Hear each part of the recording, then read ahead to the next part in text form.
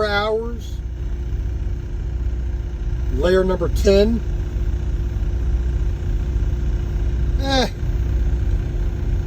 As long as it completes, I'll be happy. Slow going right now, 25% infill with ironing on the top surfaces. I wanted to actually give that a try for once. But so far, everything is working, so can't really complain. Another 20 layers to go. Then we're going to have a band of 10 layers of red. Then the last top 5 layers, or 10 layers, or about 5 layers, we're going to be switching over to a gray. So we will see.